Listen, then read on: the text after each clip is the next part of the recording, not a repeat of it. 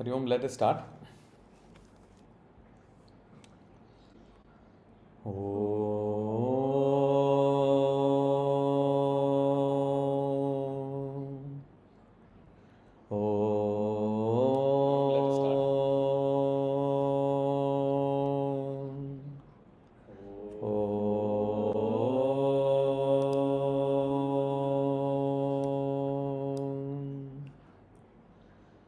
Gurur Brahma, Gurur Vishnu, Gurur Devo, Maheshwara, Guru Sakshal, Param Brahma, Tasmai Shri, Gurave Namaha, Tasmai Shri, Gurave Namaha, Tasmai Shri, Gurave Namaha.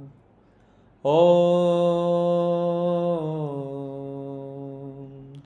Sindhuraruna Vigraham Trinayanam Manikya Spurat Taranayaka Shekaram Smitamukhim Abhina Vatshoruham Panibhyam Alipurna Ratna Jashakam Rattotpalam Vipratim Saumyam Ratnagadastarakta Charanam Dhyayet Param Ambigam ध्यायेत् पद्मासनस्तां विकसितवदनां पद्मपत्राय दाक्षीं हेमाभां पीतवस्त्रां करकलितलसत्हेमपद्मां वराङ्गीं सर्वालङ्कारयुक्तां सततमभयदां भक्तनम्रां भवानीं श्रीविद्यां शान्तमूर्तिं सकलसुरनुदां सर्वसम्पत्प्रदात्रीं सकुङ्कुमविलेपनामलिकचुम्बिकस्तूरिकां समन्ददिदेक्षणां ससरजाववाशाङ्कुशाम् अशेषजनमोहिनीं मरुणमाल्यभूषोज्ज्वलां जपाकुसुमभासुरां जपविदौ स्मरेदम्बिकाम् अरुणां करुणातरङ्गिताक्षीं धृतभाषाङ्कुशपुष्पबाणचापाम् अणिमादिविरावृतां मयूकैः अहमित्येव विभावये महेशीम्। ओम पराशक्ति नमः। ओम पराशक्ति नमः। ओम पराशक्ति नमः।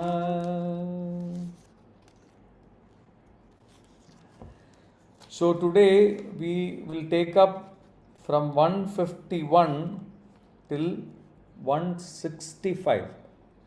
We will try and do 15 names of Lalitha Tripura Sundari Devi today.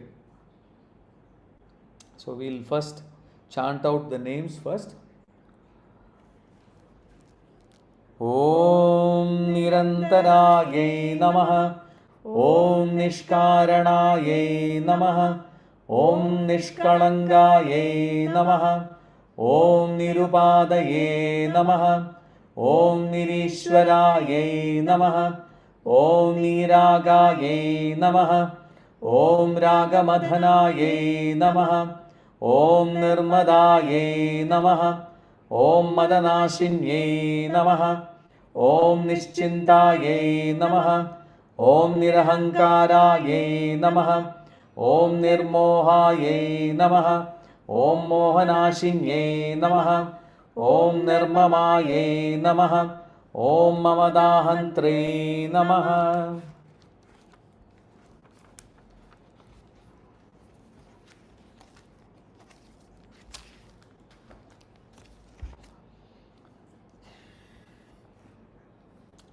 So we'll start with the first name, which is Om Nirantaraye Namaha or Nirantara. Nirantara. The literal meaning of Nirantara is Devi who is all pervading. If you remember this word Antara, we covered earlier also, which is till the end. That's what it also means. Another meaning is that Devi fills the universe without any gaps. There are no gaps. So Antara also means holes or gaps. So she is the glory. Devi is the glory who fills the world from within and without. From within and without. So that is what this means. Now, Antara also has another meaning, which means difference. You should know the Antara, the difference between what they say when you use the word Antara, it means difference also. So, he who sees even the slightest difference or separateness in Brahman, when you see that duality, when you are not in Advaita, when you see duality, in that case, state of duality, for those people who see duality, that is where fear arises, bhaya arises. So, we should come to a state where we should know that everything is the supreme source, which is Devi. Once we come to that state and we know that everything is Devi, in that state, when we reach that state, then fear will not be there. Fear will not be there. Everything, that's why we call her Adi Parashakti. She is at the root. She is the root, she is the cause. So there is nobody before her.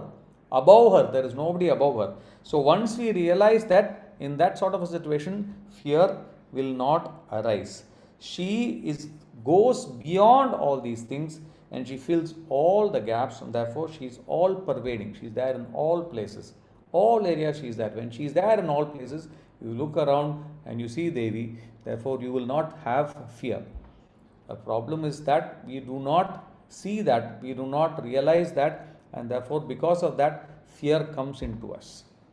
We get scared of what can happen tomorrow, what will happen when I go tomorrow to school, what will happen tomorrow when I go for this interview, what will happen tomorrow when I am meeting a customer. All these fears will happen because of the complete lack of faith and trust in Devi's power. Once you know a Devi is Nirantara, there is nothing for us to fear. She is there right at the top and she is all pervading. 152. Nishkarana. Om Nishkaranayai Namaha. Yeah. So, this is the, again, this goes back yesterday, if you remember the last, we discussed this on Friday, where we talked of the Sankhya Tattva principle. If you remember the Sankhya Tattva principle, there are 25 principles of Sankhya Tattva, and this Sankhya Tattva principle, the reason, the aspect to look at the Sankhya Tattva principle is where Prakriti, there are the foundational realities. I'll just quickly run through those Sankhya Tattva principle. You have Purusha and Prakriti. Then you have internal instruments, which is the Mahat or the Buddhi, the Ahankara and the Manas. And then you have the 10 organs. You have the 5 Jnanendriyas, the sensory organs, and the 5 Karmendriyas, total 10. Then you have the elemental realities, the 5 Tanmatras, and the 5 Mahabhutas. So these are the 25 tattvas that form part of what is called as the Sankhya philosophy or Sankhya Tattva, which we covered last. Rewind. Yeah, which we covered last Friday. And in this, the one thing which we covered is that all this, the Prakriti or the Moola Prakriti is Devi. Moola Prakriti does not change. Moola Prakriti does not change.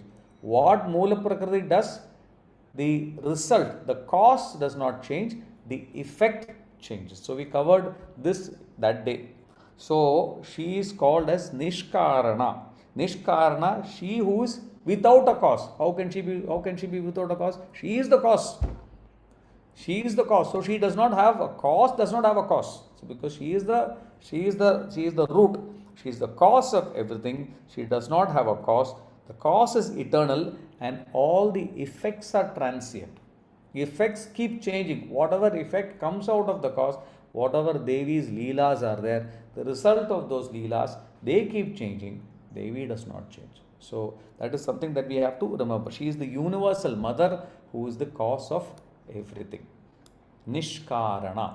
This is what we covered now. Okay. The next one is Nishkalanka. Om Nishkalankayai Namaha. Nishkalanka. What is Kalanka? Kalanka is sin, yeah, or blemish.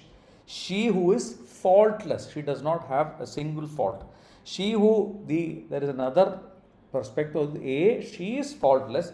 The other thing is that she eradicates the faults of her devotees or the sins of her devotees. So sin and what is that? Papa and Punya, sin and merit. Papa and Punya are directly related to karma. Now, earlier, they used to say that why all these things are happening now? All these things are happening now because of your past karma. We talk of the past karma. They say that in the last birth you did all these wrong things, so therefore you are suffering in this birth. Nowadays, God does not wait for what is that past birth and present result. Karma is instantaneous. Karma is instant. It is like instant coffee. You go, just put 1 spoon of coffee into it, you will get your karma ready. This is what is happening today. I will give you one example of instant karma. I will give you one example of instant karma that happened in my life. This, what is that? We were having one session in one of our friends' house, people who know Panikar ji, Panikar Etan. We were in Panikar Etan's house, and Keshav was with us. We were coming out. We came out of Panikar Etan's house, and we reached the car, and then Keshav said, "Yo, I forgot something inside the house." He said, "I forgot something inside the house." And what is that? I think he forgot his phone. He ran inside the house, and he brought his phone and came back. And I fired him right, left, and center.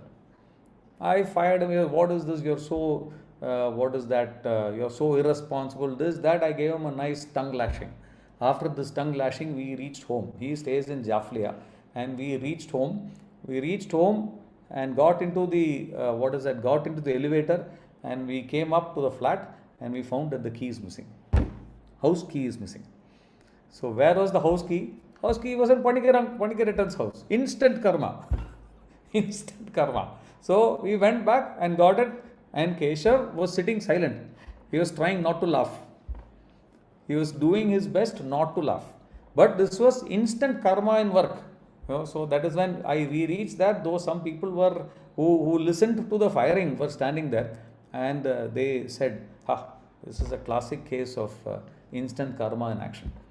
This is what happens today. So please don't think that karma, next janma, no, that time we will see. It will happen this janma itself. So we are all doing mistakes. We should try and avoid and reduce our mistakes as much as possible, so that we don't have to suffer it in this janma itself. Yeah. So she eradicates the sins of her devotees. Sin and merit are the results of karma. So there is no space, as far as Devi is concerned, there is no space for sin or merit, and they say that she is pure, untouched by sin. Devi is pure, untouched by sin. Next one. Nirupadihi. That is the next name, which is the 154th name, and in the name it comes as Om Nirupadaye Namaha. But when you talk of the name in isolation, it is Nirupadihi. Yeah. Now, Nirupadihi, see, you remember we spoke, these names that are coming are all negations, all neti. She's not this, she's not that, she's not this, she's not that. What is remaining is Devi. So this is Nirupadihi. What is Upadi? Upadi means a conditioning. We have covered this Upadi also in a previous name. Upadi refers to the conditioning. What is a conditioning? When there is something, there is a conditioning effect on the body, that is called as conditioning effect on the body, mind, soul, whatever. That conditioning is called as the Upadi. So what is an example of an Upadi? Suppose you have a colored object and you have a crystal in the vicinity of the colored object. Then the crystal takes the the color of that colored object. So the crystal doesn't have a color of its own, but the crystal takes the color of the colored object. Devi doesn't have any such conditions. So there is one more example which is there, which we can consider. Suppose you have a still water body like a still lake, and you have some trees that are standing, that are placed by the side of this lake. So you will see the reflection of the trees in that still lake. You will be able to see the reflection. But what will be the reflection of the trees? It will be inverted. It will be inverted. The trees will be like going down instead of actually going up. Now that is again an upadhi, a condition, and that condition is influencing us as people, as people who have the sense of discrimination. We know that the discrimination is that no, that is only a reflection. But then if there are people who do not have a reflection, they'll probably stand there and argue, no, the tree is actually going down.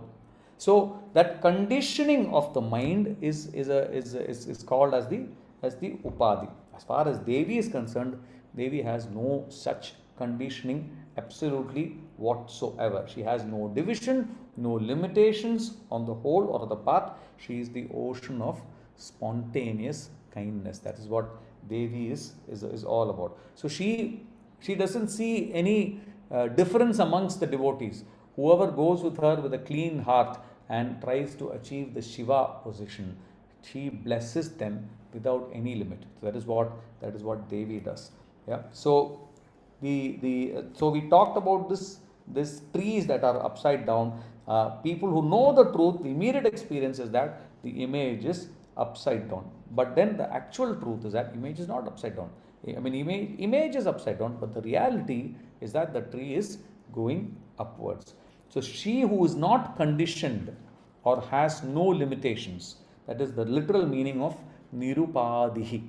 She has no conditions and no limitations. So that is what this name of Devi means. The next one, Nirishwara. Om Nirishwarayai Namaha. Om Nirishwarayai Namaha. Nirishwarayai Namaha. She who has no superior or protector. There is nobody above Devi. No, we talked about she is Adi Parashakti. There is nobody above Devi. Because of that, she doesn't have anybody above her. She does not have a superior. She does not have somebody to protect her. Why? Because she protects everything. She protects everything and everyone. So she protects, including, they say that, including Shiva. Shiva, she protects Krishna, she protects Brahma, she protects Vishnu. So the perspective is that the protection of all these deities is also done by Devi. Now, this is a perspective. Again, this is not to put down the Shaivites or put down the Vaishnavites here. No, that is not the. It is a perspective about Devi. What is that? Upasana. In Devi Upasana, when you are talking of Devi Upasana, Devi is right at the top. This whole Lalitha Sahasranamam is about Devi Upasana only. Yeah. So she is the protector of everything, and in fact, there are atheists and there are theists. There are people who are non-believers and there are people who are believers. As far as Devi is concerned, all are the same. Whether you are a believer or a non-believer, she is still right at the top. Yeah. So there is no difference between the theists and the atheists. 156. In 156, Niraga. Om Niragayai Namaha. She who has no desire. Now, Raga, there is a musical meaning for Raga, which our Aditi will know. Yeah. There is a music which they are petrified of coming for the bhajan practice, because one bhajan will happen and immediately first question is, what is this Raga? And then both the Aditis will look at each other and then they'll start discussing, oh, what is this? Is this that? And now I'm going to keep one box full of small stones. So when they say give the wrong name, I'm going to take and throw like that. What happens in the class, So so these games we have in our bhajan practice sessions. So this is not that raga. Raga here refers to attachment. Is another word for attachment. Attachment in the form of complete devotion. Yeah. Now, what is this attachment being referred to here? In this attachment that is referred to here, there are two words. One word for attachment is raga. Another word for attachment is kama. Raga is attachment or belonging to something that is already yours. So suppose you already have something and you have complete attachment to that is called as raga. Whereas kama is attachment to something which is not yours. Kama is attachment to something which is not yours. Raga is attachment to something that is yours. That is the difference between raga and kama. So this is something that we need to put in perspective so that we get a better understanding of this. She has no desire. She has completely zero desire. There is another meaning of niraga. There is that word can be split into two. Is niraga. So that a goes up. So it is nira. Nira is referring to water. Nira is referring to water. And aga refers to mountain. So the water referred to here is Ganga. And because she's coming, the Ganga is flowing from the mountain. Mountain is Parvata. So therefore, the person who comes from the mountain is Parvati. So the water refers to Ganga and Parvati. So again, that refers to Devi. So this is another meaning, another interpretation of the same word Niraga. 157. Ragamadani. Ragamadani. Ragamadani is Ragamadanaayai Namaha. Ragamadanaayai Namaha. That is the way it is when the name is pronounced in itself. She who destroys desires. So we talked of raga. What is raga? Raga is desire or possession. Yeah. So she who destroys those desires or possession. So this is generally, if you have, when we are all driven by our sense organs. So sense organs are driven to worldly enjoyment. So the thing is, as we get closer and closer to Devi, as we get closer and closer to the divine power, what happens is that our attachment to physical objects goes down.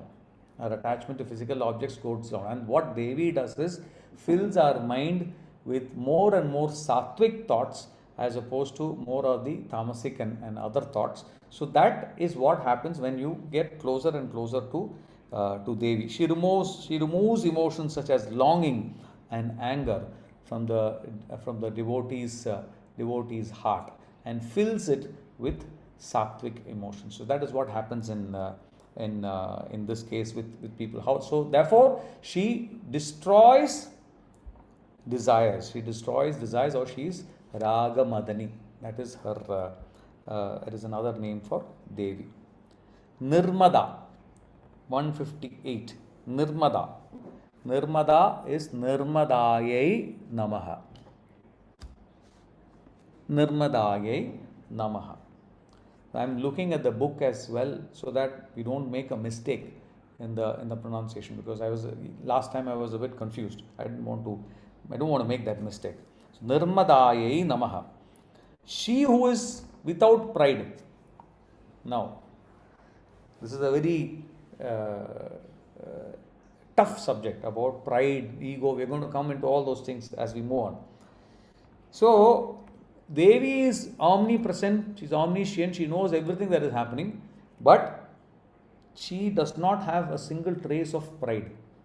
She does not have pride. See, generally, what happens is that when people are a little beautiful, or maybe they are youthful, they have power, they have wealth, yeah. So, all these are reasons for pride to come in, or jnana, jnana, which is knowledge. When all this happens, automatically pride gets into the people.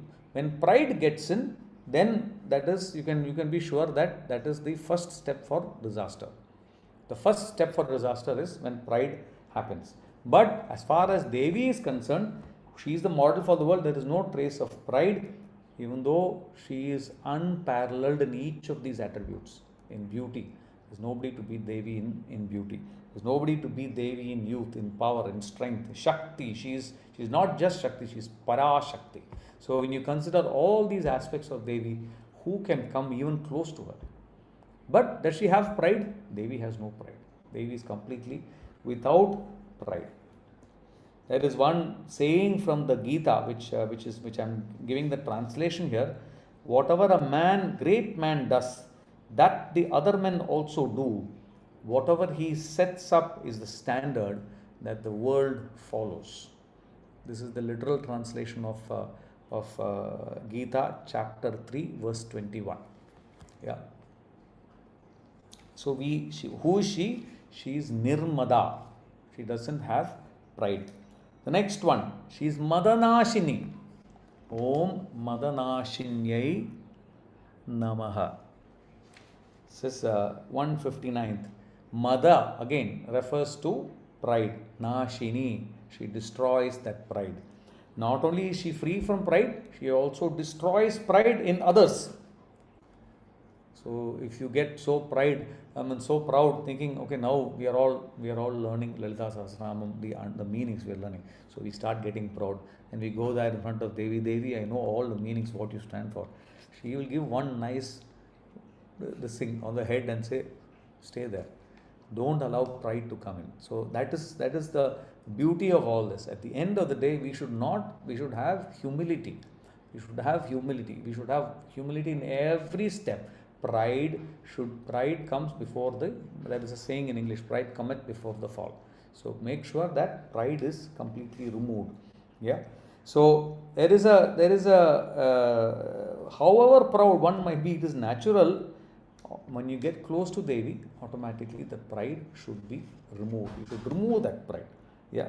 Then there is another meaning of Mada or Madana.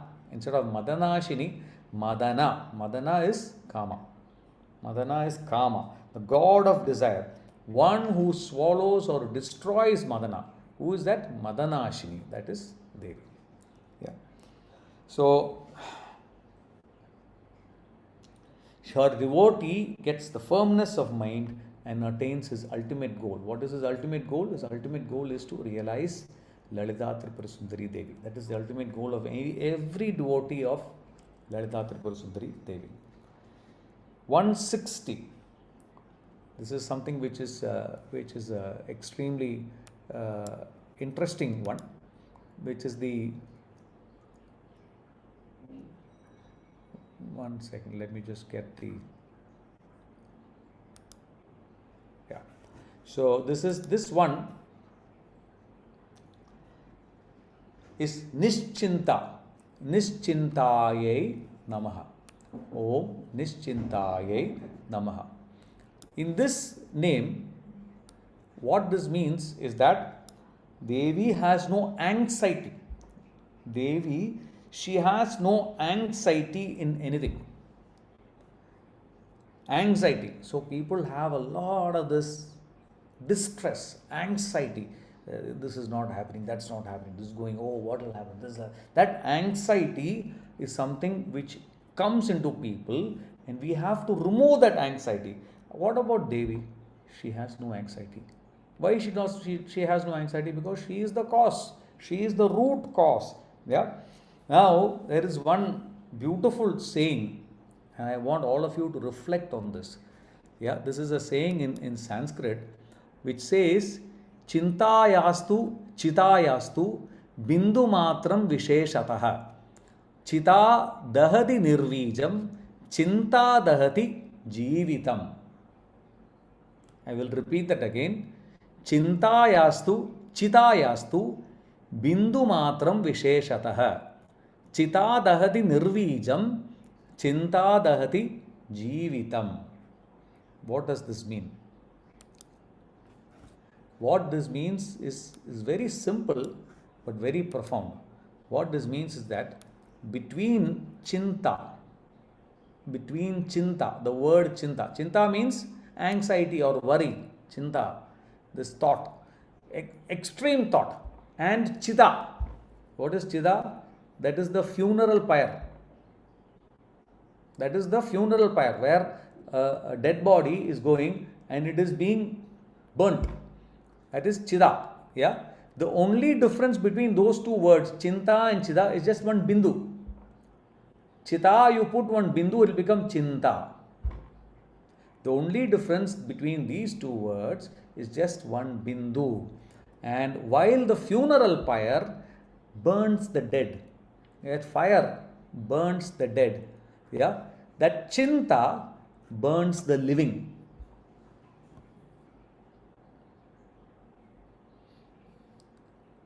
Thought process burns the people who are alive. Overthinking.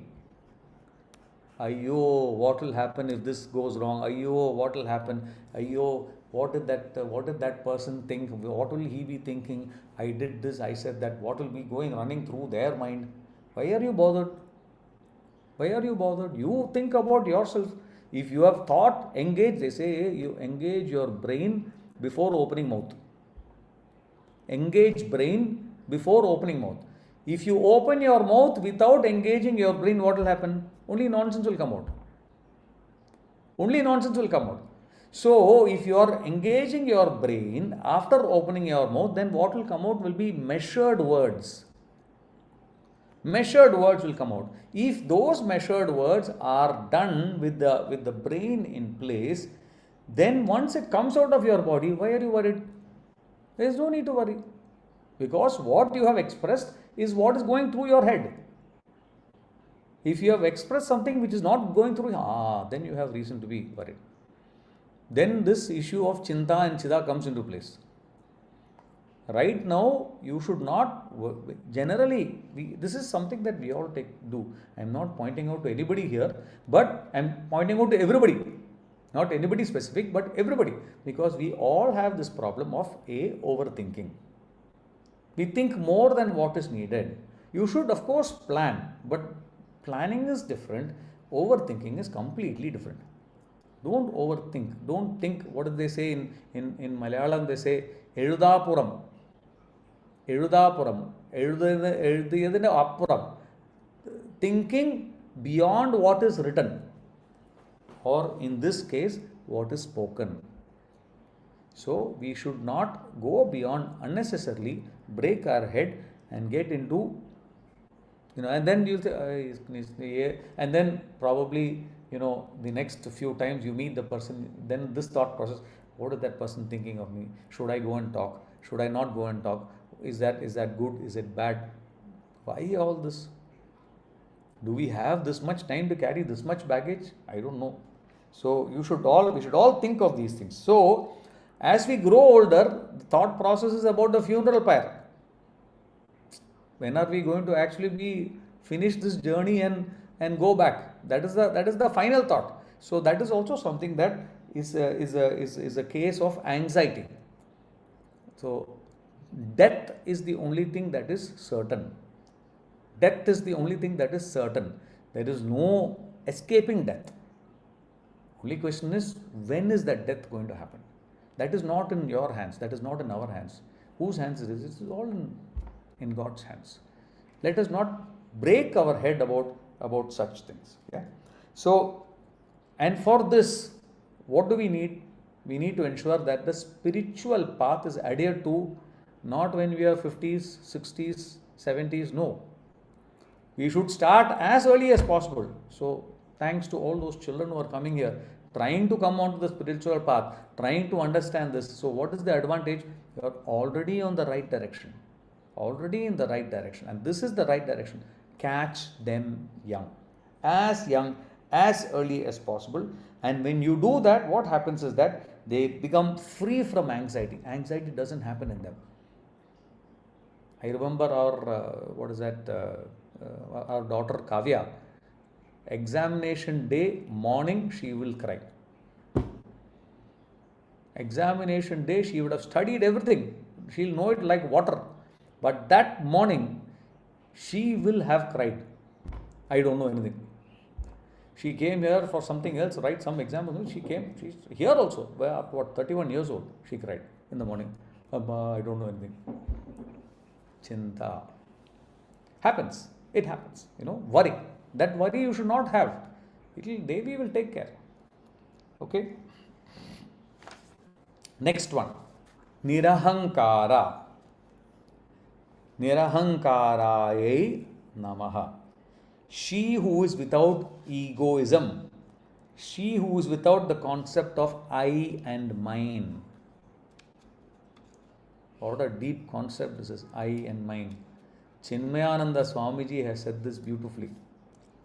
What has Chinmayananda Swamiji said? The world is suffering from an eye disease. Chinmayananda Swami said this. The world is suffering from an eye disease. What is that eye disease? I did this, I did that, I am this, I am that. That is the eye disease that Chinmayananda referred to. Chinmayananda was a journalist, I think with Indian Express, right? He was a journalist with Indian Express who was a complete non-believer. He was an atheist, he was a communist, and he went to interview I think Tapovananda Swami or somebody. He went to interview, and instead of interviewing Tapovananda Swami, he converted and became a complete person who was chasing realization. One of the greatest speakers of Gita, one of the greatest exponents of the Gita, greatest by any measure. If anybody can get hold of his complete works on the Bhagavad Gita, there is nothing like it. It's one of the greatest treatises that one can handle, and it's in chaste English, fantastic English. So depending on the gunas, the sattva guna, the rajo guna, the tamo guna, you have ego. Ego is split into different forms. Yeah, we have, if you want to look at in the different types of egos, you can talk of identification. I'll give you some examples of egos. Generally, what egos people have. What are the types of egos? One is ego due to knowledge, jnanam. Ego due to jnanam. Ego due to worship, pujam. I know all the spiritual rituals. I'm very ritualistic. I'm completely perfect. So that ego. Family lineage, kulam. I'm from this family, this lineage. So therefore, ego because of that. Caste status. I am this jati, that jati. That caste is also a very important way in which ego comes in. Strength, balam, where I am so strong, I am so powerful. Wealth, ridham, which is maximum wealth. I am so rich. Yeah, austerity, tapa. I have done this much of tapas. I am such a great person. And body, vapu. Yeah, so these are the 8 forms in which ego manifests itself in people. Now, the other what is that? One second. I'll try and give you some more examples of this. But to get to this example, here they talk of 3 types of ego, further types of ego, which are related to the gunas, to the sattva guna, to the rajo guna, and the tamo guna. So these 3 types of egos are called as one is vaikarika ego. Vaikarika ego, which is related to sattva guna or vaikarika ego. Taijasa ego, which is related to the rajo guna, and the bhutadi ego, which is referred to the tamo guna. So the vaikarika ego happens when people do good things. They do good things, and in doing good things and in realizing that they are doing good things, they still have an ego. The ego comes in. So I am at peace and I am doing my duty. So that is vaikarika ego. I am at peace, I am doing my duty. Now the rajasic ego is where it kicks in and says that I am the best and I must win. That is the rajasic ego rearing its head. Now bhutadi ego is the easiest one. I am tired, I don't care, nothing matters. So that is the tamasic ego, where tamas comes in, and the person is not really bothered. He is always busy. He wants to grab a pillow and go to sleep as soon as possible. So then there is a story in terms of how ego impacted great people. Like you've heard of how Narada Muni, one of the stories of Narada's ego was where he turned around and told Vishnu that I am one of the greatest devotees of Lord Vishnu. So they say that Narada Muni, Vishnu told him to balance a pot of oil on his head and said, go around Vishnu. So he went around Vishnu and the pot should not fall. So he was balancing the pot on his head, and as he went around, his ego, Vishnu turned around and asked him, how many times did you chant my name Narayana? He forgot to chant Narayana. Why? Because he was focusing on this. So the focus is gone. Yeah. So that is where his ego of being the greatest devotee of Narayana was shattered. Yeah. And then there is the other story of Durvasa Muni, where Ambarish, he came to meet the king Ambarish, and once he came to meet the king, he went in and did his ablutions and all that. So Ambarish was waiting for Durvasa Muni to come out, but instead of, he actually was on a fast, and he broke his fast by drinking water. Durvasa came out, and he saw that this man is actually, the king Ambarish has actually broken his fast. So what he did, he showed his complete anger and created a demon called Kritya. And what was this job? This job was to go and attack Ambarish. What happened? Now Ambarish, the thing is, Ambarish was a devotee of Lord Vishnu, was a Vishnu devotee. So what Vishnu did was, when the devotee was in danger, what Vishnu did, Vishnu sent the Sudarshan Chakra and killed this demon Kritya. Killed demon, and not just that, it also chased Durvasa Muni. And Durvasa went running to Narayana and asked, what did Durvasa tell? Durvasa turned around and told Narayana, please give me solace at your feet. What did Narayana do? Narayana said, no, not me. Wrong guy. Go to Ambarish, because you did not hurt me, you hurt my devotee. So this was God basically bringing Durvasa Muni down to size, cutting him down to size, cutting his ego. Yeah. So this is Devi, who is Nirahankara, no ahankara. Nirmoha, we'll have to go a little faster, but we'll try and complete 165. 162. Nirmohayai namaha. She who is free from delusion. What is moha? Moha is delusion, lack of discrimination between good and bad. There is one,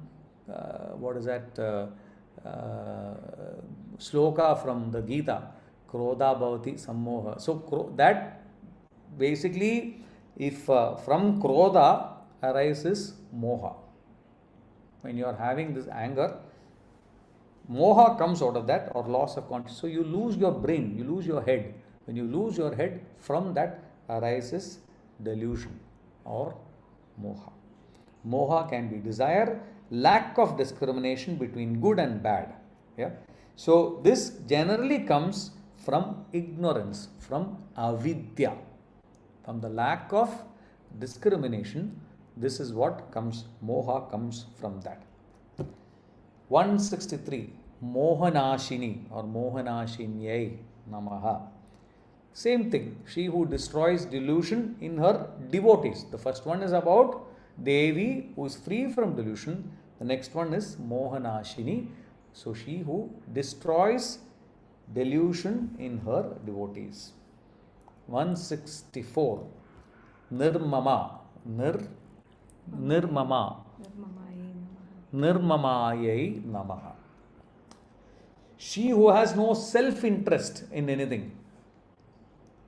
Now if you have possession and you have delusion because of that possession, so then you will obviously, you will have great interest in that. But suppose you don't have any possession, what happens? You will have no interest. You will have no interest in anything. Yeah. Now, a good example is in the Bhagavad Gita where Arjuna, because of this mamada, what happened? Because of this mamada, he completely forgot his duty. He forgot his duty and he went he came under a spell. And what did it take? It took Lord Krishna to awaken him from that spell and bring him to his senses. So, it does not mean that she has no self-interest in anything, does not mean that she has no interest in the devotees, no, or in giving, granting boons to her devotees. No, that's not what this means. What this means is that she is this is the unaffectedness that is the root of her absence of self-interest. She is not self-interested, she is definitely interested in her devotees and in the upliftment of her devotees. 165. Mamada Hantri. So this is the first thing is Nirmama Mamada Hantri. Earlier one was Nirmoha Mohanashini. Then before that we had Nirmada Maranashini and Niraga Ragamadini. So basically it is first about Devi and the second is what she does with her devotees. Mamada Hantri. She who destroys the sense of ownership. She is not just devoid of self-interest, she destroys that sense in her devotees. So they say that even in Arjuna, she caused the same mental transformation. She caused. This is not mentioned in the Bhagavad Gita. This is an interpretation of Lalitha Sahasranamam. This particular name of Devi, Mamada Hantri, that she was the person who caused the same mental transformation that took place in Arjuna. So now the biggest benefit of spiritual training is the victory over selfishness. Selfishness at every step. So we have selfishness in different measures. Now, the amount of selfishness that we have by person will change. It might be a percentage of 1, maybe 10, maybe 50% selfish, maybe 75% selfish. Because the thing is, we should start thinking about others. When we start thinking about others, that is when your selfishness goes down. So the important thing is to start thinking about others. The others' perspective is that perspective which ensures that your selfishness quotient comes down. And how can we do it? We should start one by one, small steps. Once you take small steps towards learning to be selfless, that is when your selfishness will come down. So this brings us to the 165th name, which we have completed, gone slightly beyond our time. We will close. I offer these words at the lotus feet of Lalitha Tripura Sundari Devi.